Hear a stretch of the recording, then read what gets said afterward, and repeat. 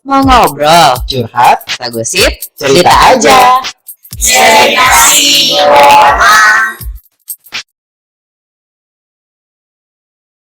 Suatu ketika dia bertemulah dengan seorang laki-laki tentunya, sebut saja Burhan ya. Iya. Dan si Burhan ini ternyata sudah beristri.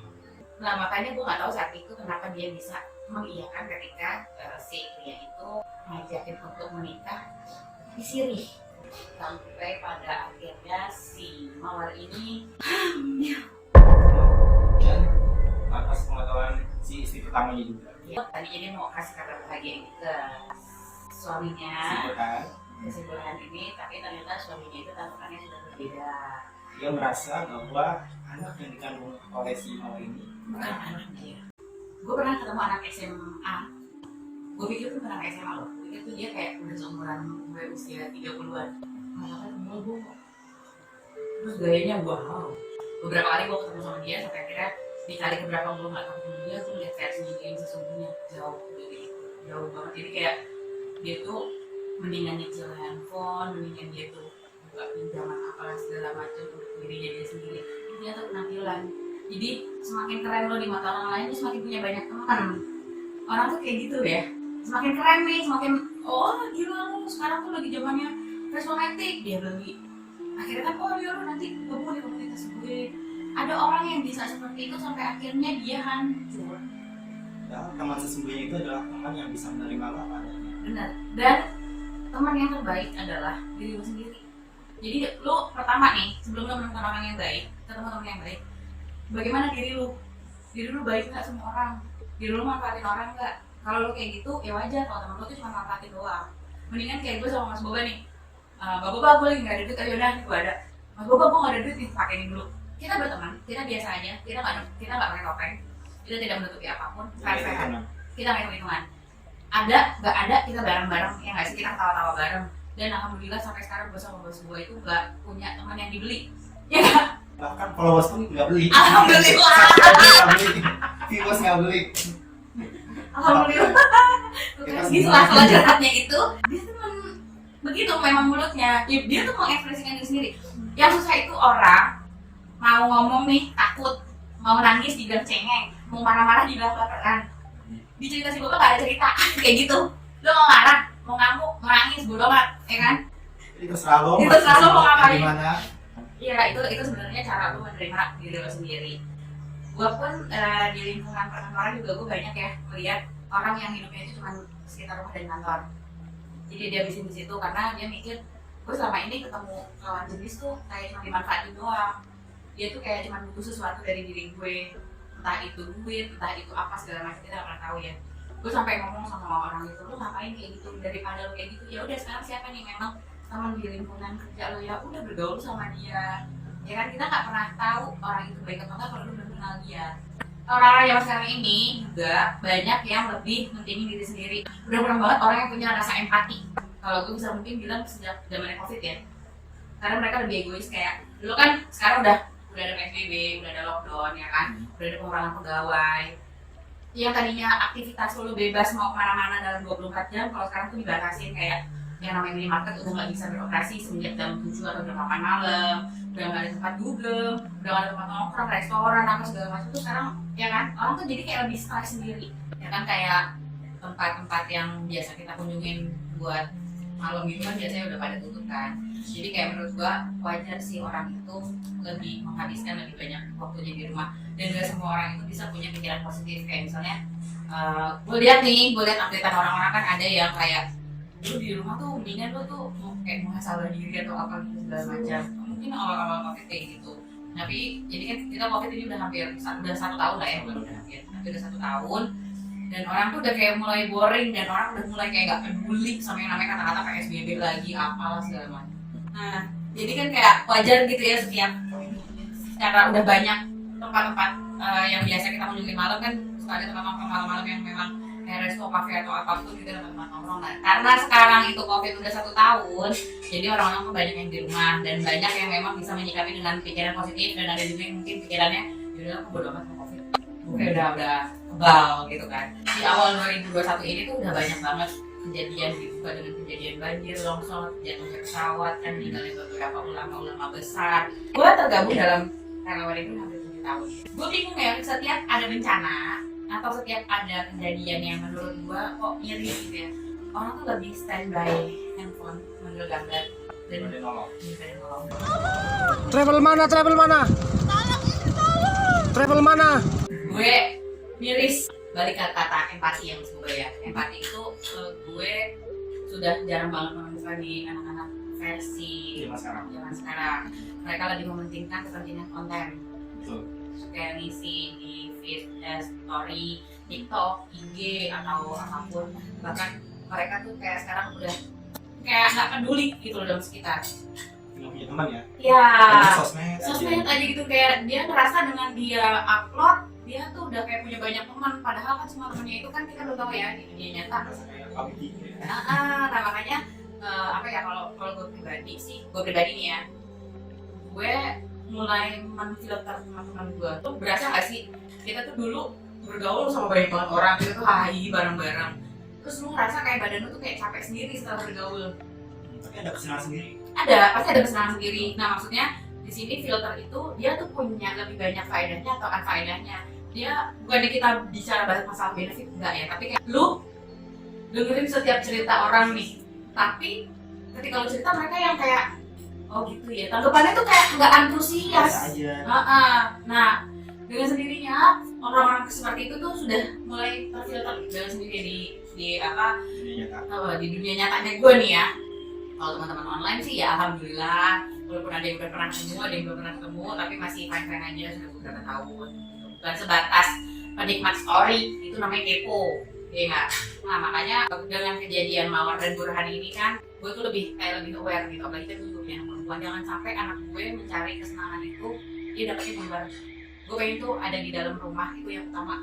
Dia pengen apa, dia mau kayak dulu tuh pernah kakak bokap gue manggilnya mama kan, gue kan merokok ya, jadi dia kamu boleh merokok tapi kalau di depan mama dulu. Jadi ketika mama nanti ngeliat di luar, mama gak kaget kalau ada orang cerita, dan itu gue lakuin. Jadi ketika dia itu anaknya merokok, dia memang aku di gue kenapa biarin aja. Itu emang udah sepengetahuan orang tua. Iya, itu kakaknya bokap gue itu udah tahu karena aku memang tinggal sama mama itu kan, jadi udah tahu dan biasa aja gitu. Nah makanya gue mau mengulang itu lagi, bukan dengan versinya mama yang lu kalau mau ngerokok enggak, bukannya itu, tapi apa yang mau lo lakuin di luar, lo lakuin dulu di rumah. Jadi jangan di rumah lo pura-pura jadi anak manis, anak baik gitu kan, diem di luar itu banyak banget yang kayak gitu sekarang. Gue tidak menjudge ceritanya si Mawar ini adalah kesalahan didik, tidak, semua itu balik lagi ke pribadi masing-masing. Kayak tadi gue bilang di awal, kita sudah dewasa ya Mas Boba, kita udah tahu, kita sudah bertanggung jawab dengan apa yang kita lakuin, apa pilihan kita. Tapi di sini kita hanya mencegah. Untuk viewernya cerita si Boba ini, nggak semuanya yang memang seusia kita yang udah kepala 3, ada juga mungkin yang masih 20 atau masih 18-an.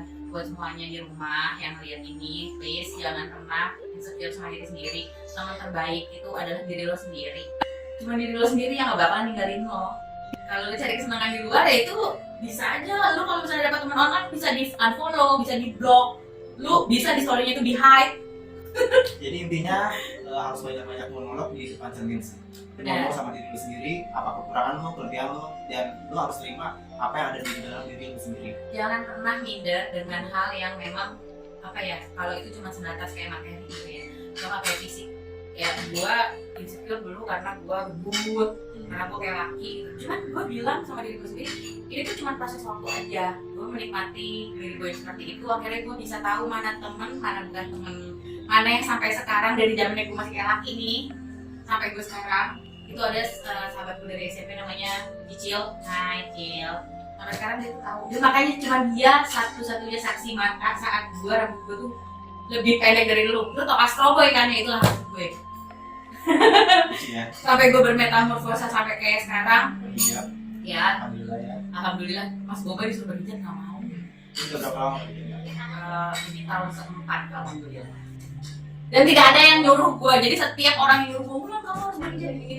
Sorry gue nggak dengerin orang itu. Karena menurut gue nih yang tanggung jawabnya sama diri gue, walaupun itu mungkin bahasa menurut orang adalah bahasa egois ya, bahasa egois ini disuruh baik. Cuman ketika lo berhijab lo akan tahu rules-nya yang harus lo pegang.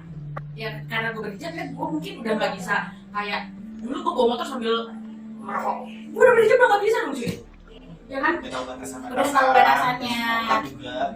Tapi gue bilang diri gue akan pasti nanti akan berhijab. Gue selalu for your information, sejak 5 tahun lalu gue sudah 6 tahun lalu gue sudah mulai ngajak ngobrol diri gue sendiri, mulai yang namanya buat berterima kasih sama diri gue sendiri, kirimin Al-Fatihah untuk diri sendiri. Itu yang jarang banget orang lakuin. Mereka lebih banyak mengirimkan Al-Fatihah untuk orang lain atau orang yang sudah tidak ada.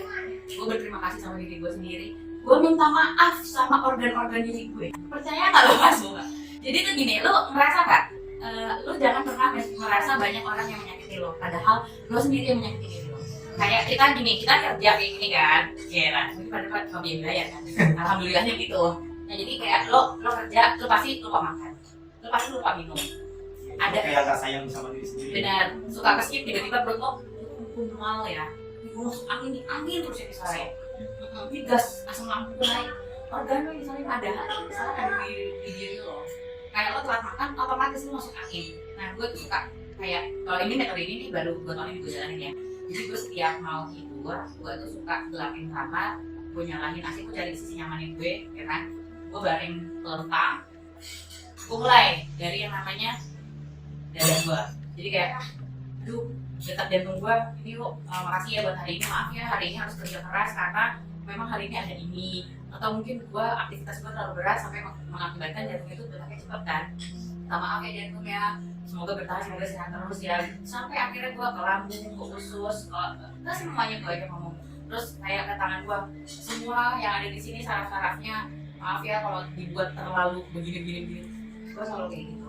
Lo percaya gak? Ada salah satu cara meditasi juga. Benar, jadi dengan lu berterima kasih sama diri lu sendiri, lu minta maaf kepada diri lu sendiri, itu udah satu bentuk kemajuan untuk membuat diri lu tuh lebih sehat. Tapi nanti setelah lu jalan ke Mas Google malam ini kayak gitu, lu cari sana tenang lo, terus lu pakai handphone, lu maksudnya lu silent, lu ngerasain besok pagi itu badan lu tuh lebih fresh.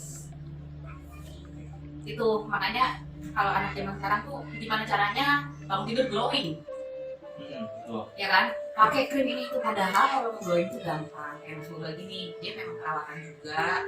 Terus gua tuh selalu bawa minum ke kamar, karena kalau kita kamarnya pakai AC ya otomatis kan apa ya, apalagi badan dehidrasi juga kan menarik yang kayak gitu juga ya.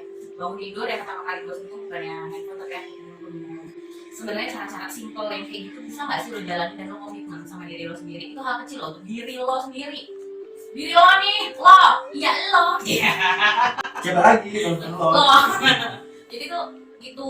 Terus kalau dari tadi kita mereview, ini menurut versi Mas Boba nih ya, dari tadi kan Bung yang ngomong. Menurut versi Mas Boba dari pengalaman ceritanya sama warga di sana itu, pesan moralnya buat dulu dari pihak kaum pria mungkin ya.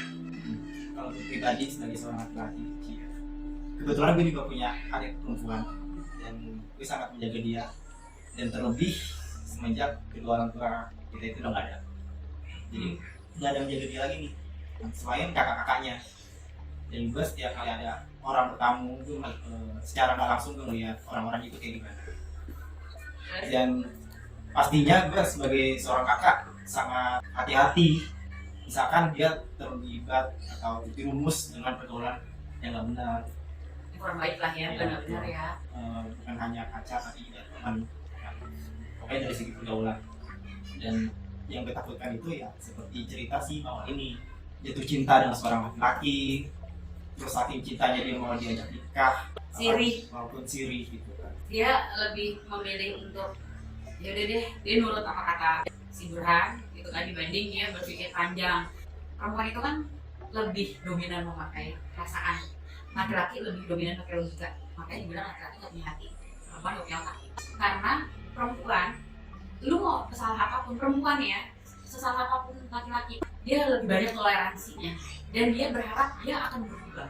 Walaupun pas udah di tengah jalan itu sama aja ya, malah mungkin lebih parah gitu. Tapi kalau misalnya laki-laki melihat kesalahan ada di diri perempuan, dia nggak akan ngelakuin hal yang seperti perempuan lakuin, tapi dia bakalan ditunjuk-tunjuk, bakalan itu yang akan dibahas, karena dia lebih pakai logikanya dia, nggak pakai perasaannya. Nah itulah yang terjadi sama Mawar dan si Burhan, ya kan? Burhan, udah lu kan salah lu sendiri, gua udah berusaha untuk nyari anak gue yakin lah yang namanya anak tidak akan ada bekasnya.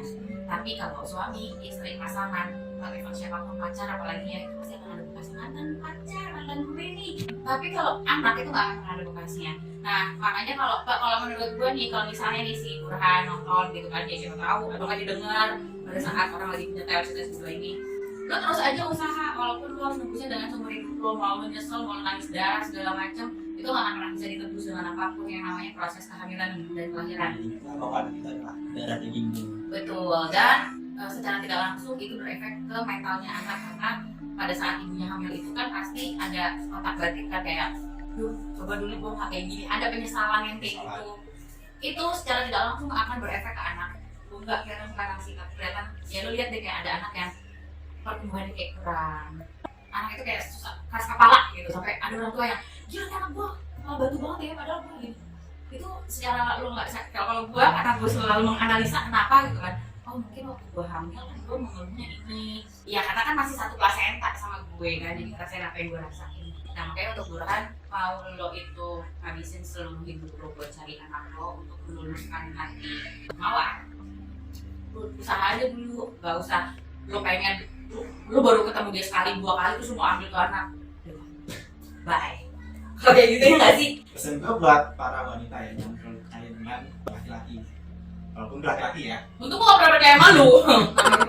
Karena bagi gue laki-laki itu kalau misalkan udah mencapai puncaknya di rahim, dalam artian tanda kutip, dia akan melakukan apapun itu untuk mendapatkan yang apa yang diinginkan. Kalaupun misalnya kalau nggak didapet, kalau misalnya nggak dapet nih, ya kan? Tuh cewek mungkin pintar, udah lu bayar, lu nggak gue bayar, itu pasti akan cari orang lain. Bisa jadi. Yang biasanya. Tapi daripada si cewek itu menyesal seumur hidup kan karena udah melakukan hal yang kayak gitu, yang mendingan dia si cowok itu cari perempuan lain yang mau digituin. Iya, makanya mungkin kalau anak sekarang itu juga banyak yang kayak menikah karena ta'aruf. Ta'aruf itu kan juga yang gue tahu ya, lu itu memang pendekatan, bukan berarti lu bisa video callan, bisa jalan bareng, tapi dengan embel-embel agama. Itu gue sangat membenci. Munafik lah ya.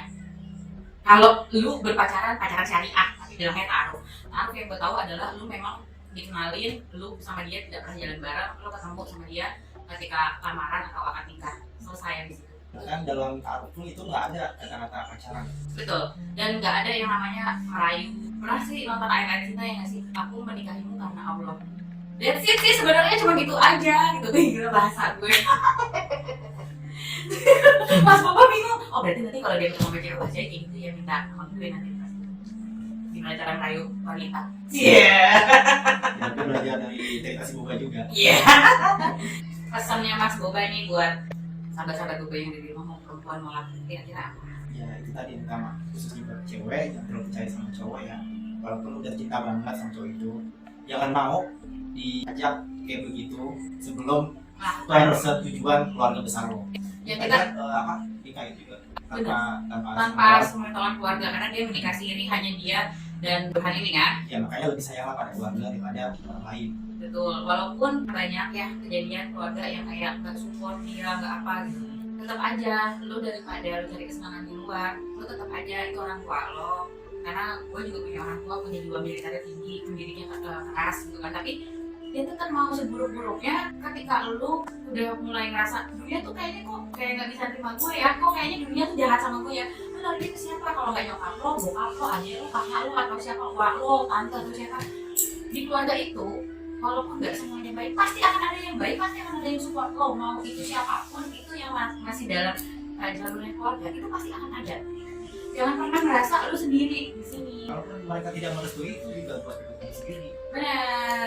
Cerita si Boba, channel kita semua gosip realita, misteri rahasia, ungkap masalah di sini aja. Di mana? Cerita si Boba. Mau ngobrol, curhat, kata gosip, cerita aja.